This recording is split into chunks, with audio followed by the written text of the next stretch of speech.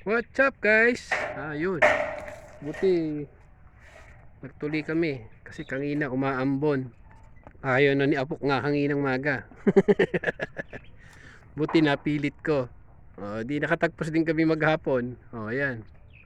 Naikabit namin yung lagayan ng panel. Kaya bukas, yan naman ang aming gagawin. Kakabit na namin yung panel. Ayan, pinipinturahan na.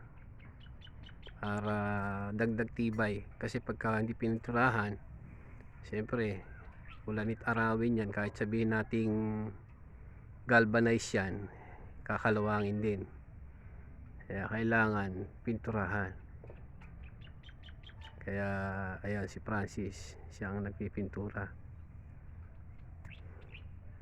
Kaya bukas, linggo, kahit linggo, kakabit namin yung panel para ma-testing na namin bukas kung ano ang mangyayari.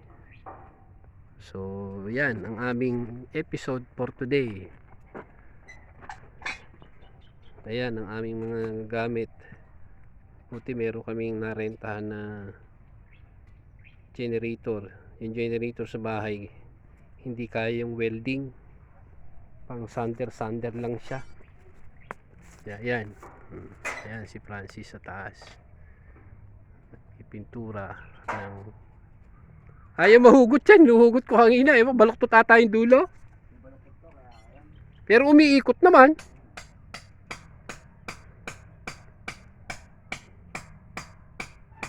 Baka dumulo ka Francis.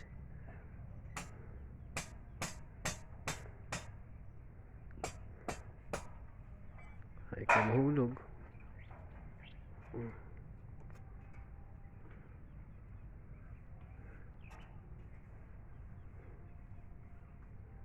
Butit pinagbigyan tayo, hindi na siya umulan. Pero kanina nung maga umambon siya.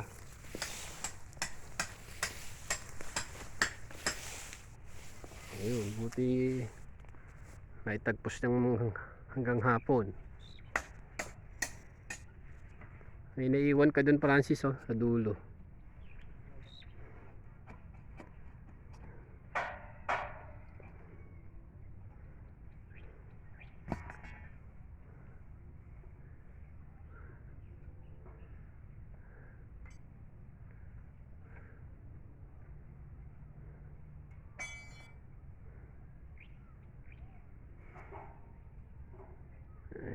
Ayan ang project today. Buti nakisama yung panahon. Marunong din naman pala siyang pakiusapan no? Hindi siya napakiusapan hindi tayo makagagawa salbahay na yan.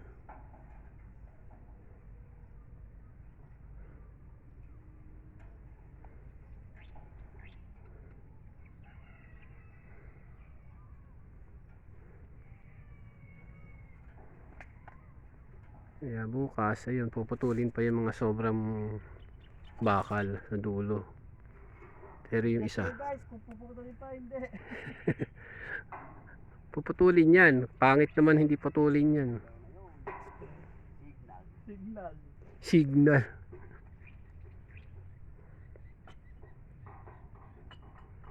Eh di tinamaan lang ng ano yan.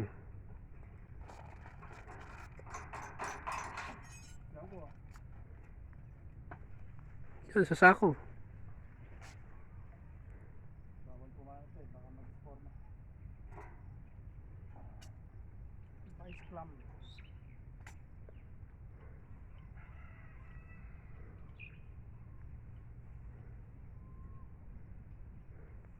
Buti na lahat ay ipagtatabi ko yung mga nahingi ko epoxy primer at yung nagagamit natin ngayon. Tagal epoxy primer na, 1 taon na.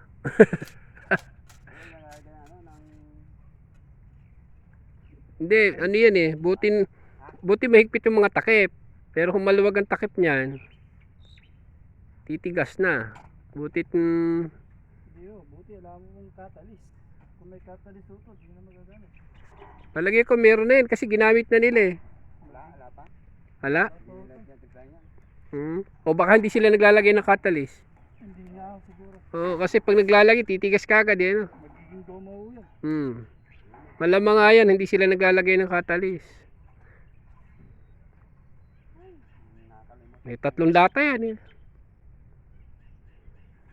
Meron pa red oxide. Na-welding mo na ba? Hindi pa nga, nakalimutan pa nga. Weldingin mo na. Nakakahiya naman kay Katoni. Tatalin, nandiyan pa naman yung welding. At,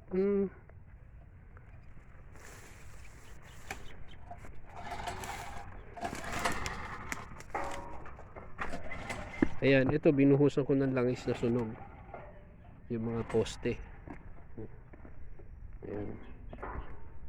Para kahit pa paano. Pero bubuhusan pa rin namin yan ng pinong halo. Yung loob niya. Kaya lang kasi may PVC para hindi siya kalawangit sa labas. Ayan, nilagyan ko ng langis. So, yan lang muna guys. Salamat po muli sa inyong suporta. Sa mga bago lang po ulit sa channel namin, pa-like and subscribe na lang din po. Hanggang sa muli. Salamat. Magandang hapon.